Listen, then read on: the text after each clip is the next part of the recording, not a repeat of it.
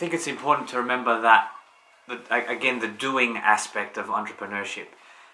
You don't have to prove to anyone what it is you're trying to do. You just have to do it.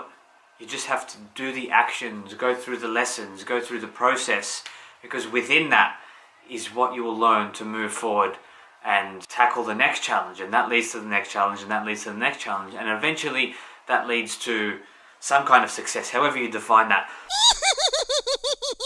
Personally, I define success as setting a goal and reaching it. And this is a massive thing that I had no fucking idea about. Like, I never used to set goals. I just used to do shit. And yes, a goal, you know, in producing music, for instance, is to finish a song. But even in that respect, you see a lot of producers, I know personally a lot of producers, I'm one of them myself, had a massive bank of unfinished music and didn't think about the concept of the action of doing, the action of finishing, the action of setting a goal and concluding something is the doing aspect. Doesn't matter the quality of it, because perfection is an absolute bullshit of a myth. What you need to do is perfect the process, not the actual outcome. The perfection comes in the finishing of things. And that's I've only learned that relatively recently, and it's something that's stunted me for years. So if I think that's the lesson of the day today is just fuck perfection. Just finish it. Whatever it is, go through the process. Move through the process. Whether you're making a song or building a prototype, just do it, because the doing aspect of it will get you there. If you want to build a website or a Shopify store or something like that, a social media presence, you have to practice. You have to do it. So do the practicing part. So let's do a case study. Case study in check for me in this particular concept is a brand I created called Loose Cannon. What was Loose Cannon? Loose Cannon for me came out of an absolute necessity to build a stream of income and a brand at a time where so one of the businesses I manage is the family construction business. That's pretty much half of my income, and that has sustained me to be able to do entrepreneuring over the past 5 years, I would say. And the other half of that income comes from the music side of things, DJing, producing, workshops, all that kind of stuff. Those two together form the basis of my financial stability to be able to do what I do with my partner Netta and build towards the plans that we have together and with our individual businesses. So that sort of came to a bit of a point when my father had a pretty serious workplace accident, fractured 2 of his vertebrae and cracked open his sternum. And this was about a month and a half ago, actually. And that was a bit of a wake-up call for me, because the downside of that business, of the family business, was it was centered around Dad's expertise. There was a lot to manage around that, but it was really centered around his excavation ability and his expertise in that area. So when he had an accident, the first thing I thought was, the security of the family finances. What are him and Mum going to do? So I went into a bit of a panic mode. And the other side of that was half of my finances were gone if the family business wasn't there. So that raised a whole bunch of questions in my head, and a whole bunch of questions around the family.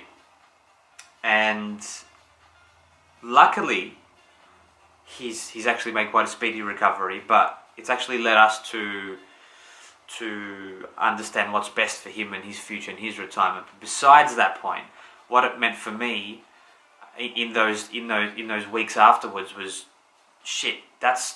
I've got half of my income depending on that, and I really have to diversify those streams of income in order to have that financial security. So I set myself a challenge.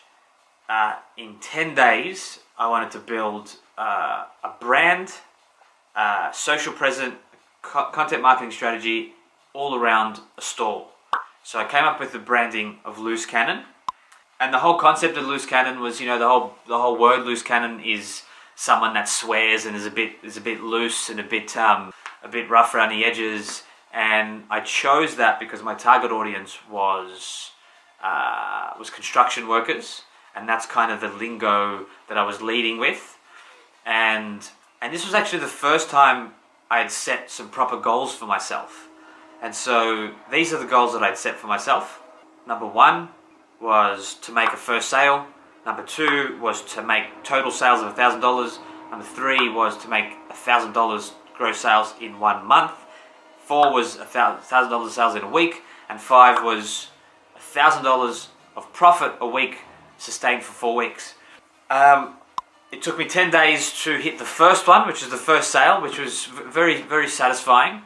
And I think I'll do a more in-depth analysis of how I did this and why I did this, if it's something that is needed. But basically the process was I came up with the branding, came up with the target audience, and came up with the strategy. And in my head, the strategy was to drop ship products from China through a program called Oberlo, which is an actual Shopify plugin, into a Shopify store, build the brand, build the marketing, build the content, and promote that online.